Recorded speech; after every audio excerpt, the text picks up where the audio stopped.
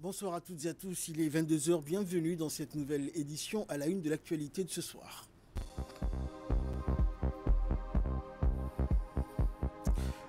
La ministre de la Femme et de la Famille a présidé par visioconférence la 15e session du comité de la famille.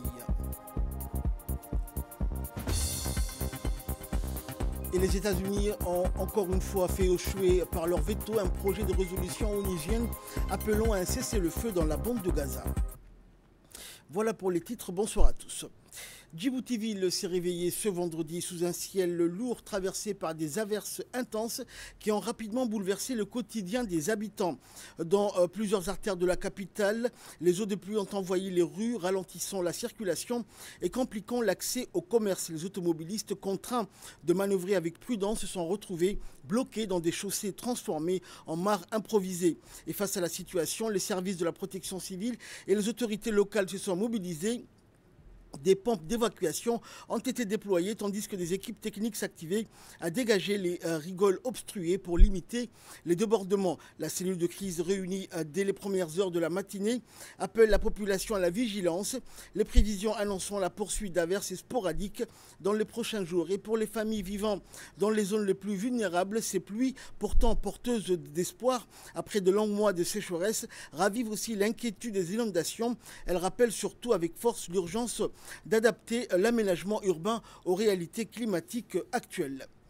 Et les averses de ce matin, parfois soutenues, ont entraîné des accumulations d'eau dans plusieurs quartiers, ralentissant ainsi par endroits la circulation. Très vite, les équipes de l'Office national de l'eau et de l'assainissement se sont mobilisées sous la coordination de la direction de l'assainissement.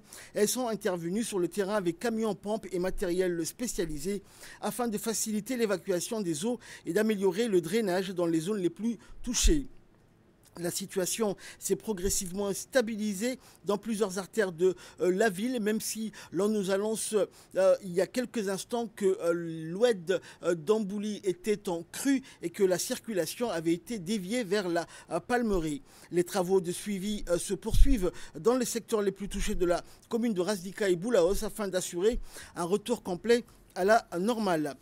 Et le préfet Haïbé a tenu à rassurer la population de la capitale, indiquant que les opérations de nettoyage et de suivi se poursuivent calmement mais efficacement. Écoutons pour plus de précision un agent de la direction de l'assainissement de l'ONEAD. Tôt ce matin, on vient de recevoir de pluie. L'équipe de l'ONEAD a intervenu tôt ce matin dans tous les artères, exactement dans la commune de Razdika et la commune de Boulaos. Aucun incident n'a été signalé pour l'instant, mais d'une manière générale, l'ONEAD a commencé à évacuer tous les eaux. Dans l'actualité également, le ministre de l'Enseignement supérieur et de la Recherche, Dr Nabil Mohamed Ahmed, à la tête d'une importante délégation, a pris part à la 69e session de la conférence générale de l'Agence internationale de l'énergie atomique à Vienne, en Autriche, du 15 au 19 septembre. Et à la séance d'ouverture de la conférence, Dr Nabil Mohamed Ahmed a prononcé un discours dans lequel il a rappelé l'attachement de notre pays au principe du traité de non-prolifération nucléaire, ainsi que de la nécessité de favoriser le transfert des savoir-faire et des technologies civiles du nucléaire aux pays en voie de développement et en particulier en Afrique. Après avoir dirigé la 29e session du comité de l'enfance, la ministre de la Femme et de la Famille, Mouna Ousmane Aden, a également présidé dans la journée d'hier la deuxième réunion préparatoire de la 15e session du comité de la famille de la Ligue arabe. Cette rencontre tenue par visioconférence a réuni les représentants des États membres de la Ligue arabe ainsi que les proches collaborateurs de la ministre.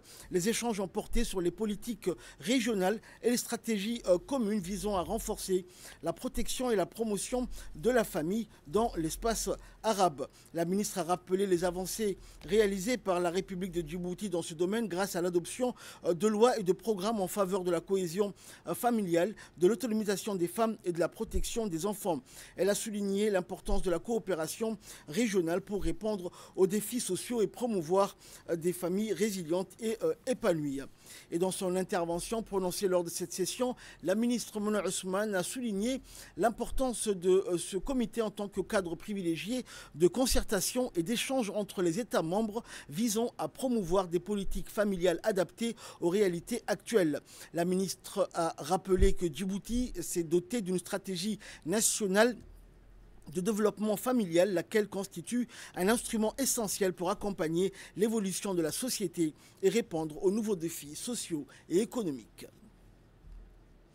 Dans l'actualité, toujours, Djibouti, confirmant son ambition de devenir un hub logistique incontournable de la région, a accueilli une délégation de journalistes de la région, venus notamment du Rwanda, de l'Ouganda et du Soudan du Sud, venus découvrir les infrastructures portuaires et industrielles qui transforment le pays en plateforme stratégique pour le commerce régional et international.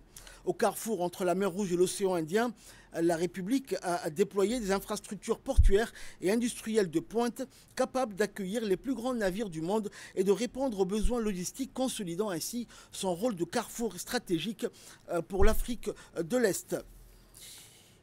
Et cette visite largement couverte par la presse a mis en évidence l'importance géostratégique de Djibouti, désormais considéré comme un carrefour incontournable pour le commerce et le transport maritime mondial. Cette visite a particulièrement mis en lumière l'initiative Sea Air Cargo, un programme multimodal en pleine expansion qui s'impose comme l'une des solutions logistiques les plus novatrices du continent.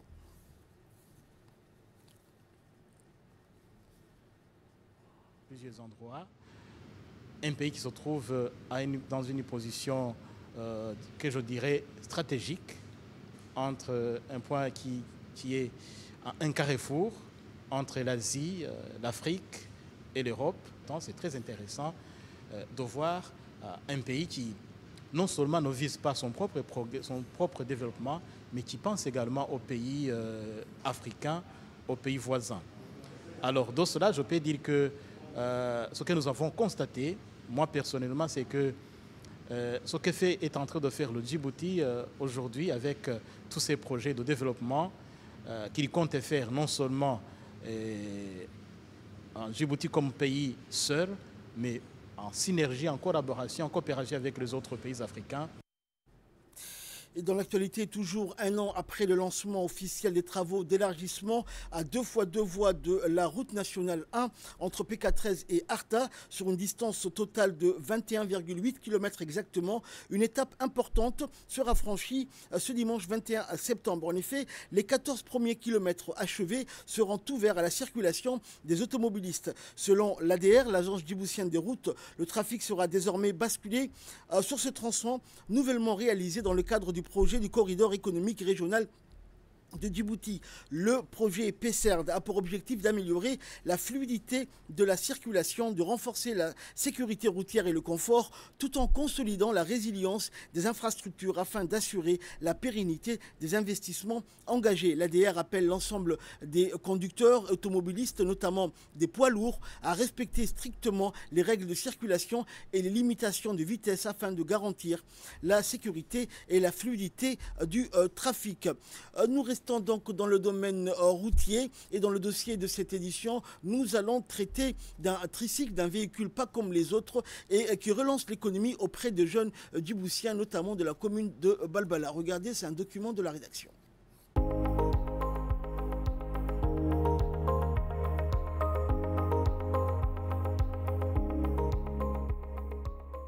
Ces véhicules à 3 roues constituent un moyen de transport local, très prisé pour son accessibilité et sa rapidité, se faufilant entre les voitures dans les embouteillages. Or, les réseaux routiers qu'ils desservent quotidiennement sont conditionnés et partagés par l'État.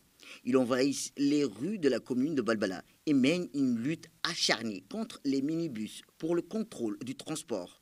Or, ces derniers, ayant été pendant plusieurs décennies un moyen de transport incontournable, semblent aujourd'hui disparaître face à ce badjage triporteur 3 roues et quadriporteur 4 roues, dont le nombre ne cesse d'augmenter de jour en jour, qui s'avère un moyen de transport très pratique.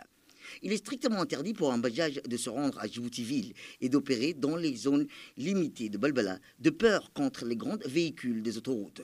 Seuls les bus et les minibus circulent et exercent dans toute la ville.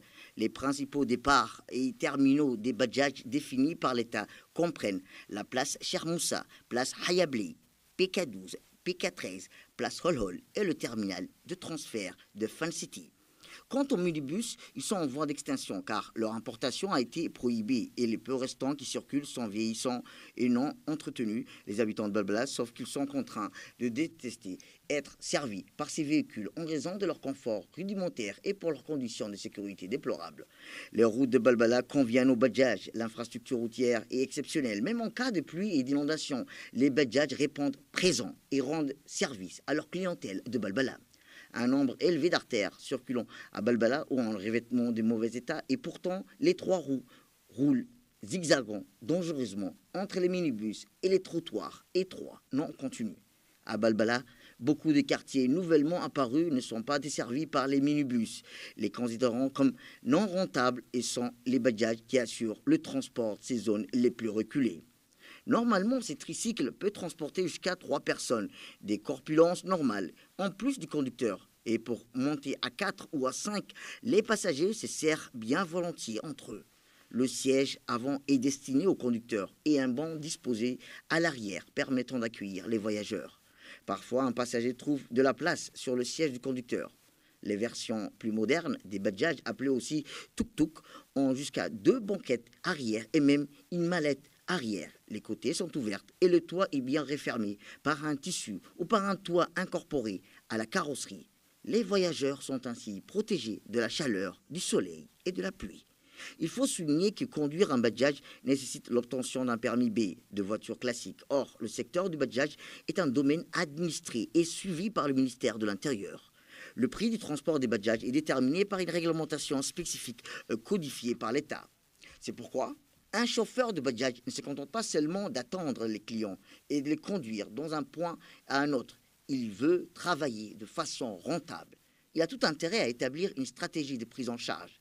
Il doit savoir se trouver au bon endroit, comme par exemple l'hôpital Cheikh Al-Rahma, près des collèges et des universités de Balbala.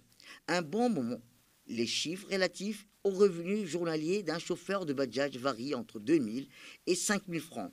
Car plusieurs paramètres entrent en jeu, tels que l'état de 2 roues, les vacances, des enfants qui ne sont pas rentables pour eux, travail de nuit, jour ainsi que les pourboires. L'Inde produit chaque année plus de 800 000 badjadj motorisés, dont plus du tiers est exporté en Afrique. Il est nettement moins cher qu'un taxi et permet à des milliers d'habitants de Balbala, de nos districts ruraux, d'aller travailler très loin sans faire des kilomètres à pied. Ces tricycles qui pullulent partout dans la banlieue de Balbala sont des engins qui apportent leur lot d'avantages et inconvénients en matière d'écologie et d'entretien. Les badjadj offrent une expérience nouvelle et amusante dans les rues et l'embouteillage.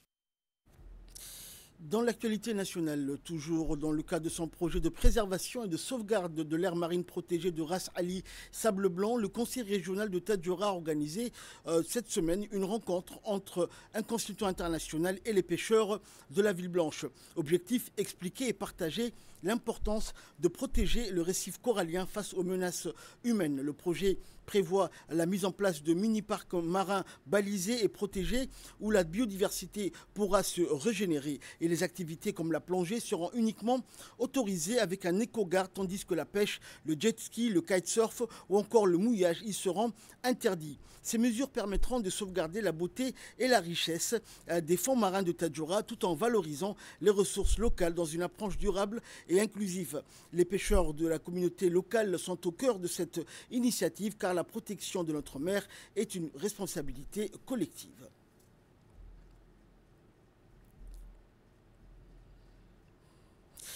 Une réunion de grande importance s'est tenue dans les locaux du bureau du préfet de la région d'Ali Sabié. L'objet de cette réunion était d'évaluer l'état d'avancement des travaux de construction de nouveaux marchés des échoppes en cours de réalisation sur le site de l'ancienne gare ferroviaire du chef-lieu de la région d'Ali Sabié. Présidée par le préfet Abdelmalik Mohamed Banouta, la réunion a réuni plusieurs acteurs clés impliqués dans ce projet structurant pour la région, et les discussions ont principalement porté sur l'état d'avancement des travaux et les défis rencontrés ainsi que les prochaines étapes nécessaires pour garantir une livraison conforme au délai prévu. À l'issue de la réunion, une visite de terrain a été effectuée. Le préfet et le président du conseil régional, accompagnés de représentants de l'entreprise de construction, se sont rendus sur le chantier afin de constater l'évolution des travaux.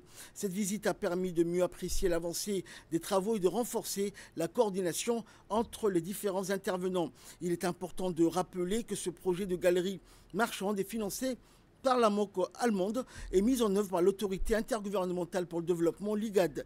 Il s'inscrit dans une dynamique de développement local visant à moderniser les infrastructures commerciales de la région et à favoriser l'activité économique.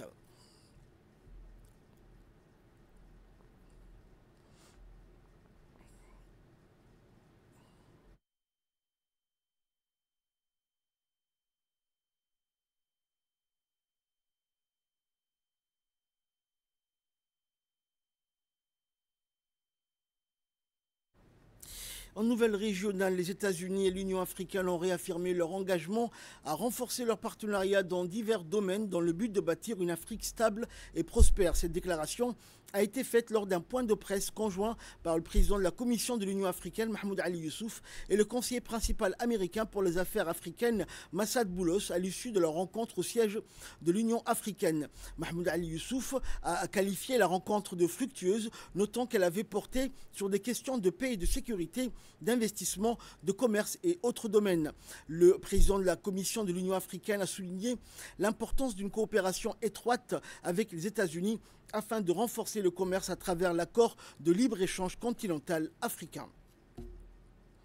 Et dans le cadre des efforts visant à renforcer la stabilité au Soudan du Sud, la mission des Nations Unies dans le pays, appelée également MINUS, a organisé un forum spécial à Malakal, rassemblant des commissaires de comté de différentes régions afin de partager leurs expériences et d'explorer des solutions au conflit tout en renforçant la coopération communautaire. Cette rencontre souligne le rôle central que jouent les dirigeants locaux dans la reconstruction de la confiance entre les communautés, la réconciliation nationale et l'établissement d'une paix durable.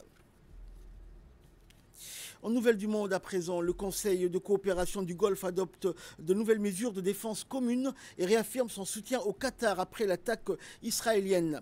Réuni hier à Doha dans une session extraordinaire, le Conseil conjoint de défense a condamné avec la plus grande fermeté l'attaque israélienne contre le Qatar, la qualifiant d'escalade dangereuse et de violation flagrante de la souveraineté d'un État membre ainsi que du droit international. Les ministres de défense ont souligné que la sécurité du Golfe est indivisible, affirmant que toute agression visant l'un des pays du Conseil équivaut à une attaque contre l'ensemble des États membres. Ils ont également exprimé leur soutien total au Qatar dans les mesures qu'il jugera nécessaires pour protéger sa souveraineté et sa sécurité. Et enfin, les États-Unis ont opposé hier soir leur droit de veto contre un projet de résolution au Conseil de sécurité des Nations Unies appelant à un cessez-le-feu dans la bande de Gaza. Le projet avait obtenu le soutien de 14 membres du Conseil, y compris les 10 pays élus pour un mandat de 2 ans, mais l'usage du veto par Washington a fait tomber l'initiative. Présentée par les 10 membres non permanents, le texte réclamait un arrêt immédiat et inconditionnel des hostilités à Gaza ainsi que la libération des personnes détenues. Il s'agit de la 6e fois que les États-Unis recourent à leur veto au Conseil de sécurité pour bloquer des résolutions depuis le début de la guerre à Gaza, il y a près de 2 ans. C'est ainsi que prend fin cette édition. Merci à vous de nous avoir suivis.